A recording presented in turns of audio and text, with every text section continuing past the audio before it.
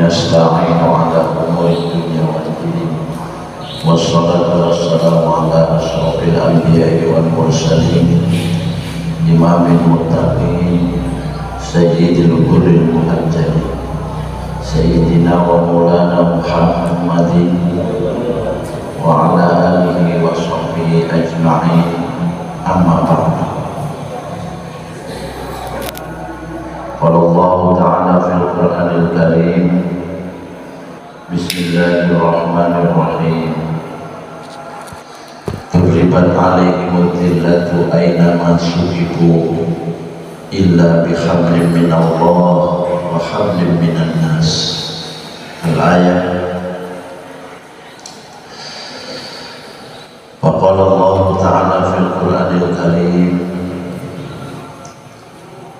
والتين والزيتون وطور سينين وهذا البلد الأمين. Hadirin kaum muslimin, kaum muslimah, jamaah Masjid Al-Barokah yang dimuliakan Allah Subhanahu wa Ta'ala. Pada kesempatan pagi yang berbahagia ini, izinkan saya untuk membacakan ayat yang barusan. Ayat ini sebelum sholat subuh saya baca dan ketemunya. Bismillahirrahmanirrahim. Walan tarda ankal yahud walan nasara walan nasara hatta tattabi'a millatahum. Qul innal hudallahi wal huda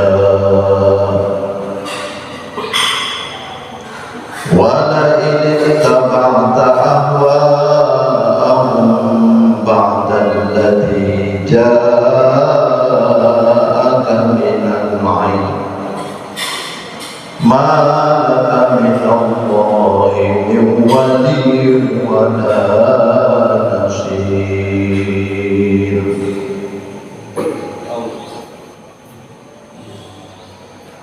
Hadirin kaum muslimin yang dimuliakan Allah Subhanahu wa Ta'ala, alhamdulillah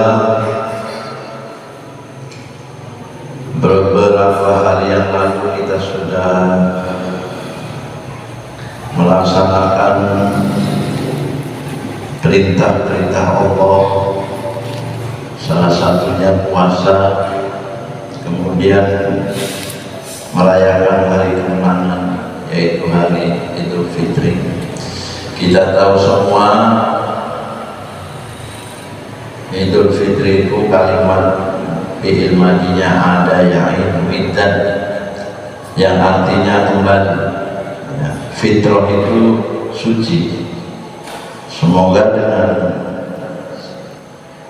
kita telah melaksanakannya kemenangan, Idul Fitri akan kembali kepada kesucian, kembali kepada kesucian. Dosa-dosa kita semuanya diampuni oleh Allah Subhanahu wa Ta'ala. Kemudian juga dengan kembalinya kepada kesucian ditingkatkan keimanan dan makin bertambahnya ketakwaan kita di hadapan Allah Subhanahu wa Ta'ala. Tadi ayat yang awal saya sampaikan yang intinya kita akan ditimpa kehinaan yang apabila kita tidak menyambung tali hubungan kepada Allah Subhanahu wa Ta'ala dan tali hubungan silaturahmi dengan sesama manusia. Yang itu semua dua-duanya sudah kita laksanakan, sudah kita amalkan, sudah kita kerjakan.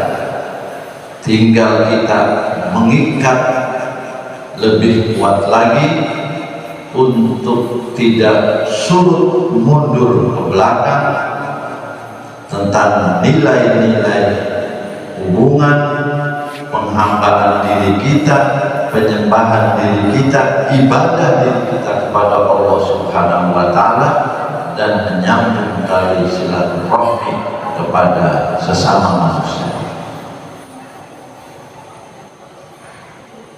Sekarang yang sedang terjadi dan ramai di mana-mana, seluruh dunia orang peduli. Ada yang sedih, ada yang gemes, ada yang pengen perang. Ayolah kita jihad, kita pergi ke Palestina. Tidak usah banyak ngomong, lewat WA dan lain sebagainya. Ada yang nggak bisa, kita jauh, kita di Indonesia, mereka di Timur Tengah. Cukup dengan doa, cukup dengan dana dan lain sebagainya. Ikatan kekuatan batin itu semuanya benar. Ikatan keimanan itu, saudara seiman dan seagama itu semuanya benar. Tinggal bagaimana kita mengimplementasikan, mengejawantahkan, mengamalkan dengan sungguh-sungguh. Benar nggak apa yang dikatakan? Hanya jangan sekedar semboyan.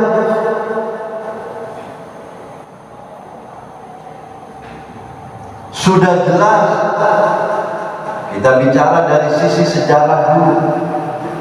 Sejarah membuktikan, terutama NKRI yang kita cintai, Negara Kesatuan Republik Indonesia. Jangan bicara tentang agamanya dulu. NKRI aja dulu, hubungan watonianya.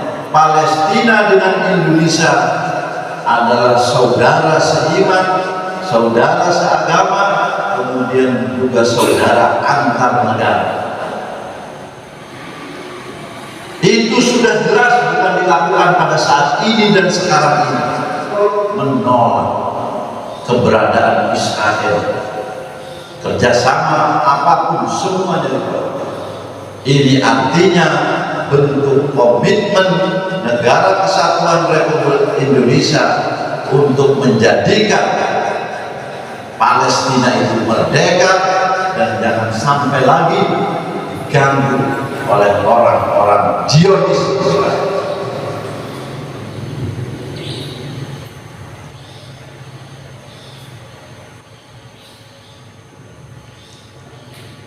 Palestina ini banyak sejarah yang diukir, banyak sejarah yang kita lihat.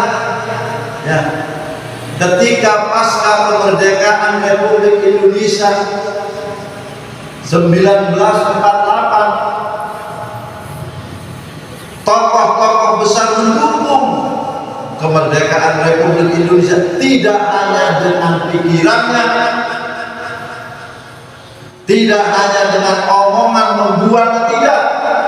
Ini bukti nyata, harta dan nyawa pun ditaruhkan untuk kemerdekaan Republik Indonesia yang hakiki. Kita sebut saja bukti dari Palestina, yaitu Muhammad Amin Husseini. Kalau sudah bukti itu sudah luar biasa, lebih daripada guru besar. Kemudian juga ada pengusaha yang menguras tabungannya di bank untuk kemerdekaan Republik Indonesia, pengusaha Palestina yang namanya Ali Tahir. Itu membantu Palestina pastinya kemerdekaan Republik Indonesia. Sejarah sudah membuktikan. Sejarah sudah membuktikan.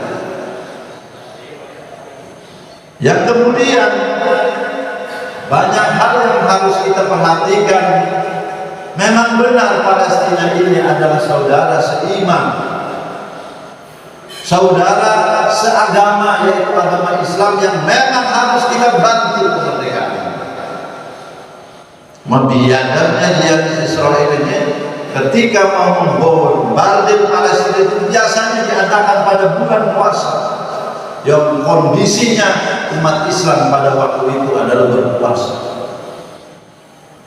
Lecek bengis politiknya Zionis Israel.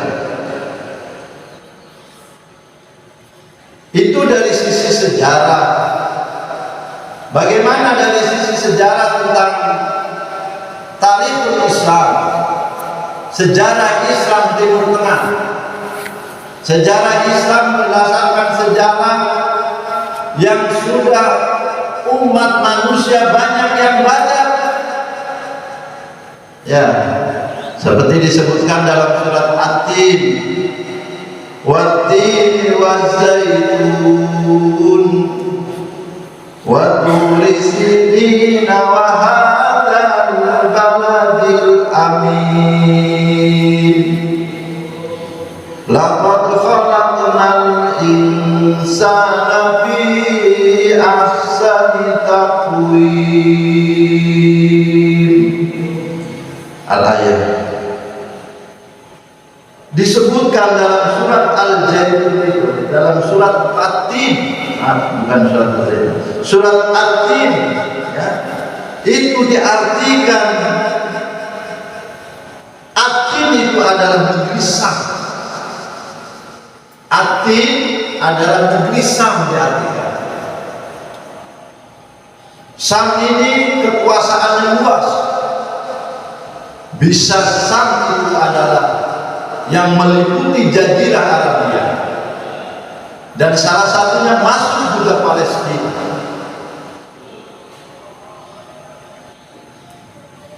Kemudian At-Tin, Az-Zaitun. Nah, Az-Zaitun inilah yang diartikan sebagai negeri Palestina.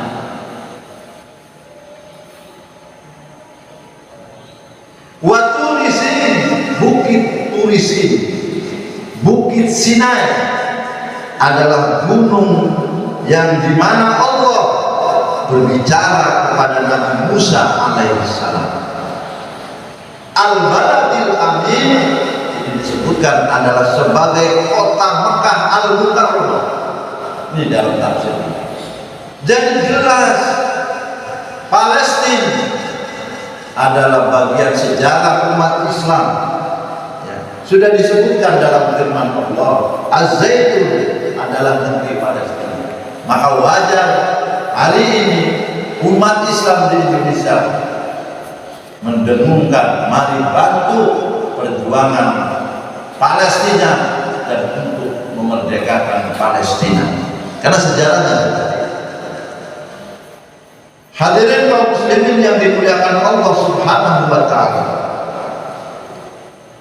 Sejarah yang lain seperti Nabi Isa alaihissalam, nabi-nabi yang lain juga banyak di Palestina. Makanya ada itu nyanyian tahun berapa? Tahun 87, saya masih kecil, atau qasidah, nasidah dia. Ada nyanyian Palestina, negara nabi dan para rasul. Sudah disebutkan karena memang sesuai dalam Al-Quran. Negaranya para nabi dan para rasul. Seperti Nabi Isa alaihissalam turun di Palestina, tepatnya di Menara Putih, yang akan membunuh Dajjal. Ini di Palestina. Dan disebutkan Menara Putih itu adalah awal daripada padang mahsyar. Kemudian lagi Palestina itu dalam Islam disebutkan sebagai tempat kiblat, dua kiblat. kiblatain dalam Al-Quran disebutkan. Dua kiblat dijadikan untuk sholat. Dua kiblatan itu menghadap ke Palestina.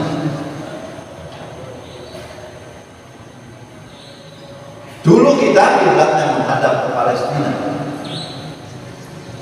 Ketika Rasulullah SAW hijrah, kemudian ditentukanlah atau kondisi pada waktu itu ada perintah dari Allah Subhanahu wa Ta'ala lewat malaikat Jibril, maka kiblat itu dipindahkan ke Al-Makkatul Mukarramah.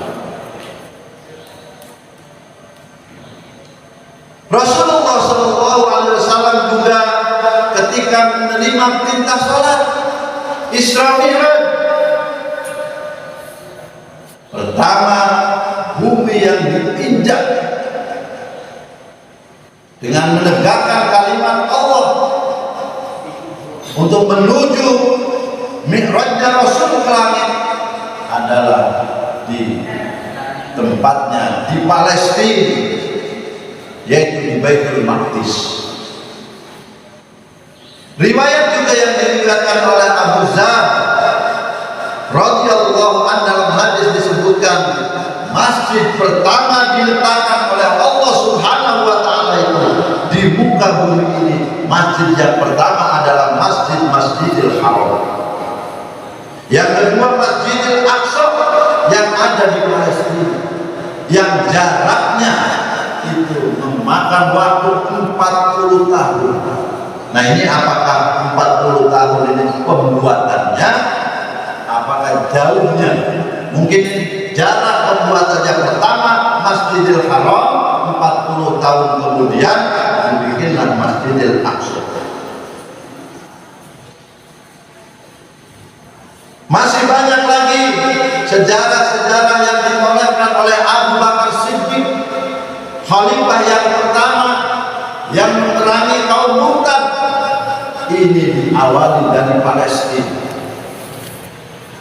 Sejarah yang dilakukan oleh khalifah yang kedua, Umar ibn Khattab, beliau menerima kunci menyelamatkan orang-orang Nasrani dari kekuasaan orang-orang Romawi, itu berada di Palestina. Sudah berapa ya sejarah yang ditorehkan oleh Palestina? Hadirin kaum muslimin yang dimuliakan Allah Subhanahu wa Ta'ala, banyak nabi-nabi yang lain kita sebut saja seperti Nabi Ibrahim alaihissalam hijrah ke Palestina. Nabi Lut alaihissalam diselamatkan oleh Allah Subhanahu wa Ta'ala dari ajab yang dilakukan oleh kaumnya, dimuliakan ya, menuju bumi yang diberkahi.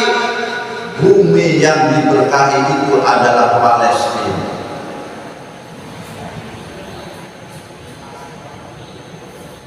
Nabi Sulaiman alaihissalam memerintah seluruh dunia, bukan satu negara. Nabi Sulaiman memerintah seluruh dunia.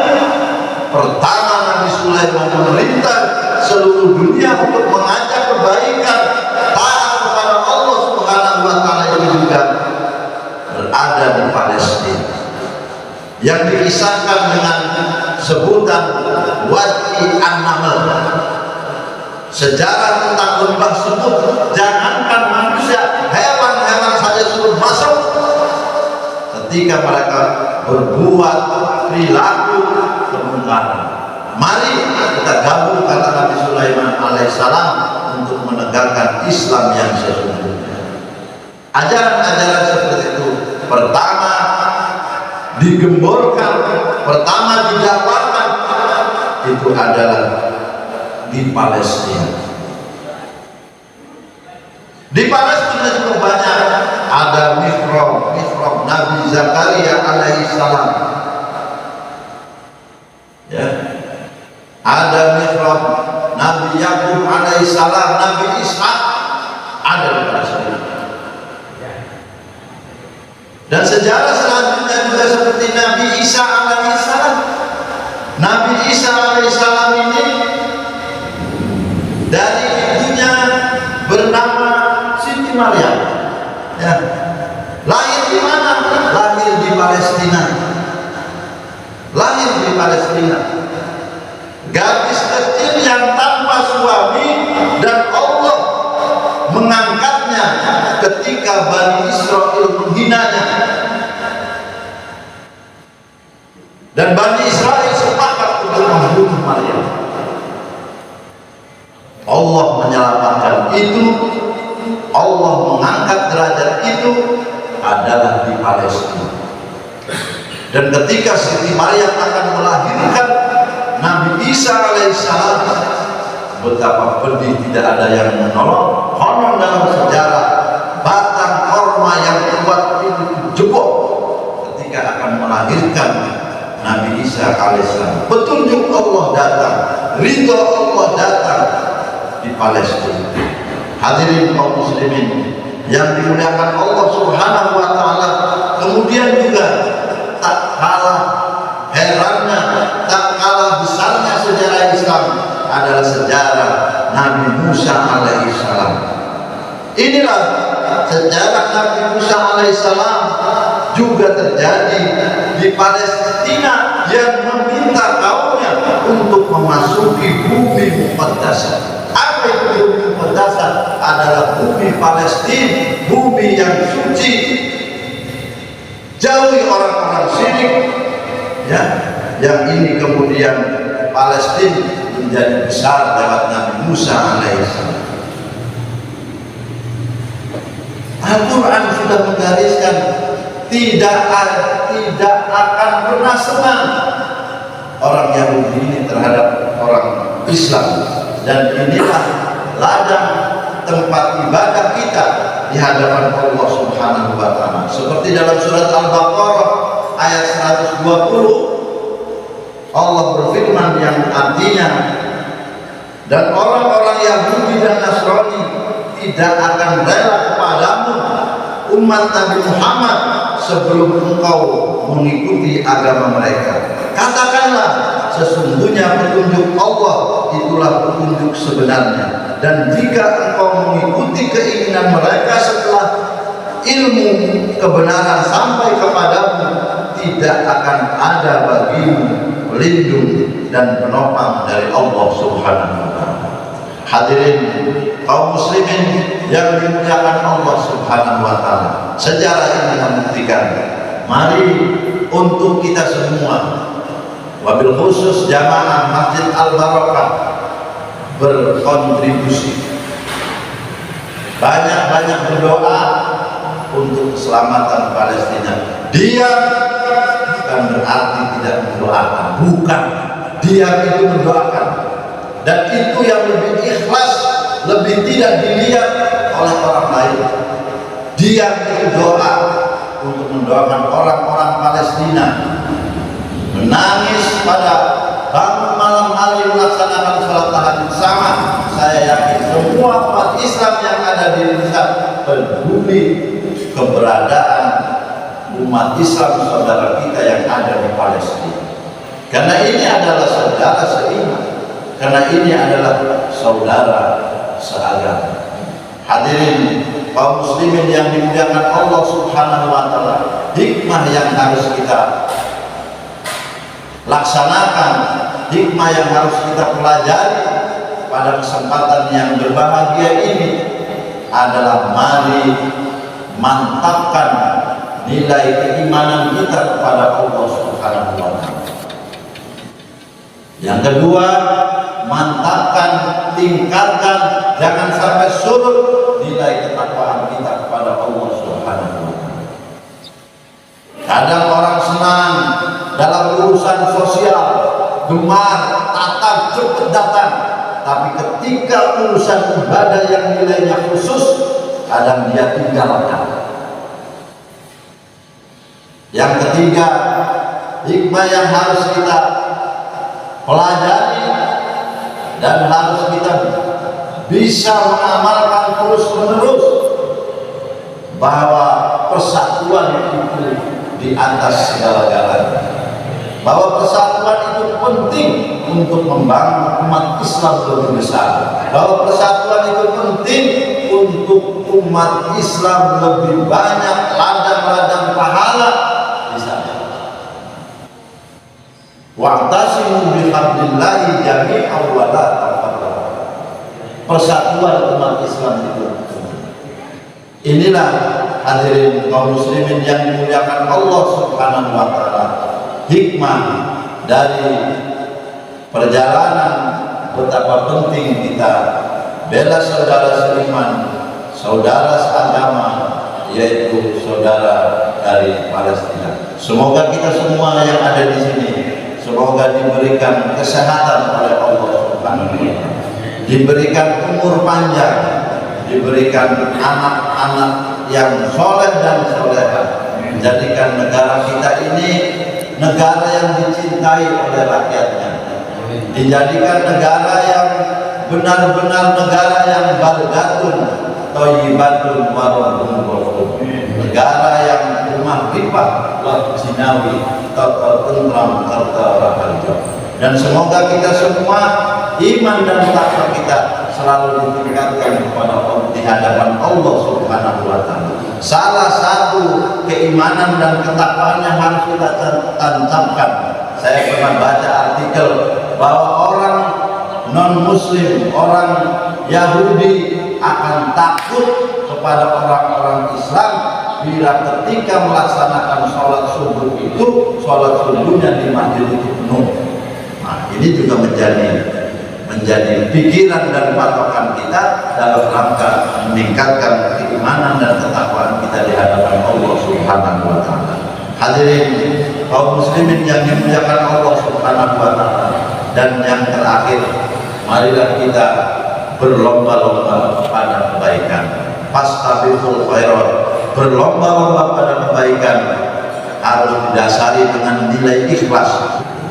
Itu saja yang dapat kami sampaikan subuh yang berkah ini. Semoga bermanfaat, selalu kita dibimbing Allah, diberikan taufik dan hidayah. Wallahu muwaffiq ila aqwamit thoriq. Assalamualaikum warahmatullahi wabarakatuh.